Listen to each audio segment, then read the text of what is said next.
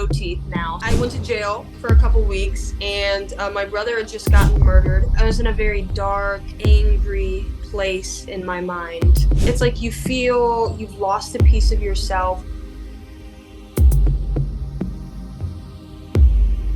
Hi, my name is Faith Hill. I am 24 from St. Louis, Missouri. So I started doing drugs around the age of 12, started smoking, and I didn't ever really get into like heavier drugs until I was about 14. I just went like straight into hard drugs. So that was like pills.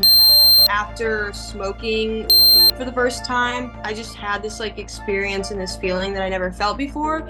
And you know, the first time is fun. Nobody ever realizes that the first time is never the same. I should have never made that choice. And you know, after a certain point, it became not my own will anymore. I had no control over it whatsoever. So the first time I did was around 14.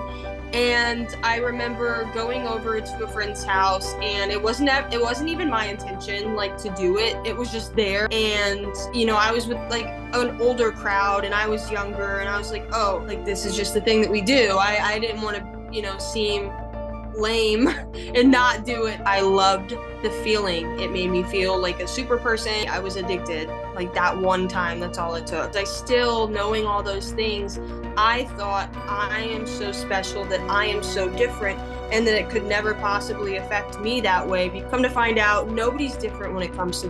There's not a way you can just casually smoke on a Tuesday. That's not gonna happen. I would say the first hard hit of knowing that it was affecting me was I got thrown into the psych ward very young. And even in that time I was in the psych ward, I didn't to stop. I was like, I can't wait to get back out. And I guess really the biggest effect that it had on me was my social life. I wasn't a normal, productive, active member of, you know, a normal society. I wasn't out doing regular things. I never had like a regular like teenage growing up experience. I was just fully dove into in that lifestyle, and I was always around all these older people. I would say I definitely distanced myself a lot from my family while I did hard.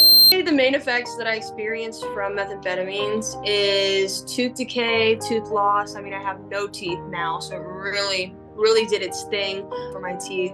Weight loss, I guess you could say, just a typical side effects to doing meth. Your brain functions not the same. The way you think is not the same. You just don't function the same at all. Everything is different. I was in a very dark, angry place in my mind. Now, I know that alienated me. I know that it festered anger inside of me. Like everyone, everything just owed me something. Losing my teeth at a young age was one of the harder things that I've done in life. Not just the process, like, you know, getting it done was not that hard, but the mental trauma that it kind of causes you throughout is something that I was not familiar with hearing about. I have no teeth. It's like you feel you've lost a piece of yourself. I had those teeth for almost 21 years. That was a piece of me that I lost forever. I tried to get sober many times. I think I went to rehab a handful of times.